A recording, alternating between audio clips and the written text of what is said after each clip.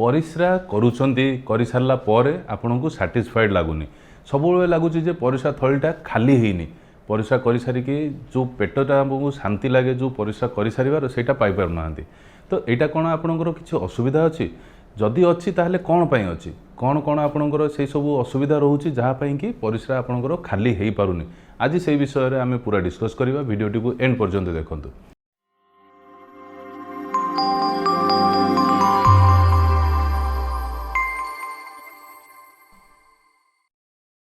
नमस्कार मु doctor Sumanta Mishra senior consultant in urology and kidney transplant care hospital Bhubaneswar.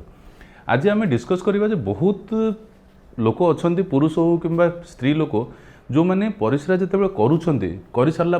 जो normally आमर कौन फीलिंग आसे जे हाँ परिस्रा कले पूरा सैटिस्फाइड पेट खाली हो गला भल लगे से फीलिंगटा आसेनी आमको लगुच परिस्रा कर सारे तथापि किसी परिस्रा पेट भितर रही जाऊँगी गोटे डल एकिंग टाइप पेन रोचे जोटा कि बदर कर आउ थे जा परिस्रा करने तो तार कारण कौन आज देखा सबुठ मुख्य कारण हूँ जदि परिस्रा रास्ता कौन सी जगार ब्लॉक अच्छी केमती ब्लॉक हम गोटाए हूँ पुरुष लोकंर जोटा सबुठ मोस्ट कॉमन जिनस हूँ प्रोस्टेट एनलार्जमेंट जदि प्रोस्टेट आपणकर ग्लैंड बढ़ी जोटा को कि बेनाइन प्रोस्टेटिक एनलार्जमेंट कहते बा किसी केसेस रे कैंसरस प्रोस्टेट भी जदि थाए ताहले से परिस्रा रास्ताटी को टाइट करे टाइट करने फल आपण परिस्राटा पूरा खाली हुए बहुत मात्रा रे पोस्ट वॉइड रेसिड्यू बोली कहुए जोटा कि आप अल्ट्रासाउंड रिपोर्ट रे देखिथिबे लिखाई थाए परिस्रा रहीगला केते परिस्रा कर सारा पर चेक कला बेले तो सही अमाउंट जो अधिक रहे ताहले आपको से सेंसेसनटा आसे जे परिस्रा खाली हेनी इनकम्प्लीट वॉइडिंग सेंसेसनटा जोटा आसे तो यहाँ हूँ गोटे मुख्य कारण। सेकेंड कारण हूँ जे स्ट्रिक्चर यूरेथ्रा माने कौन स्ट्रिक्चर माने परिस्रा रास्ता कौन सी जगार नारो हो जाइए इधर इन्फेक्शन पाई हो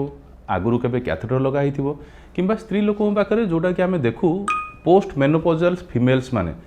मेंस्ट्रुएशन बंद हो सारे जो स्त्री लोक मानकर इस्ट्रोजेन कमी जाए तो सब गुड़ाक म्यूकोजा तांकर टाइटनिंग हार्डनिंग हो जाए जो फल कि मियाटल स्टेनोसिस बा यूरेथ्रल स्टेनोसिस हुए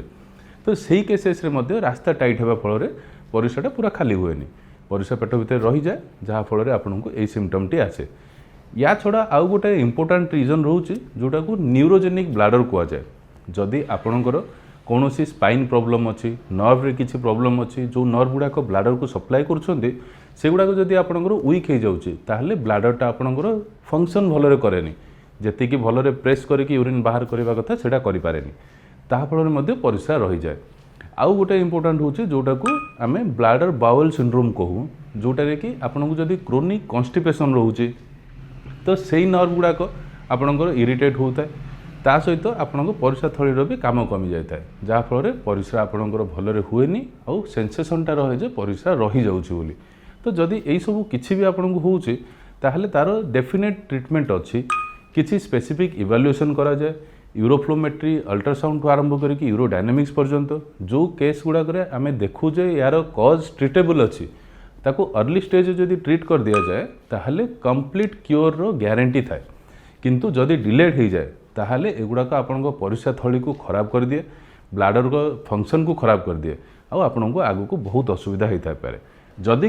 आपन को यह सब किसी भी असुविधा होची टाइप रो सिम्पटम आपन देखा जाउची ताहले बिल्कुल डेरी करंतुनी कंसल्ट करंतु केयर हॉस्पिटल रे सकाळ 10 संध्या 5टा भितर किंबा मोर क्लिनिक हेल्थ फर्स्ट डमणा रे संध्या 5टा पर तले लिखाई नंबर रे कॉल करी अपॉइंटमेंट बुक करंतु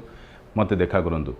किंतु जदि ये वीडियो आपको ठीक लगुच ताहले आपको शेयर करंतु बहुत लोगों पाखे पहुँचवा दरकार जो मैंने कि यही सब समस्या पीड़ित अच्छा किंतु तार रोग आउ ट्रीटमेंट जानी ना बोली सफरिंग रे अच्छा से यहाँ बहुत हेल्प हम तो चैनल को सब्सक्राइब करंतु वीडियो को लाइक आउ शेयर सब्सक्राइब करंतु। धन्यवाद।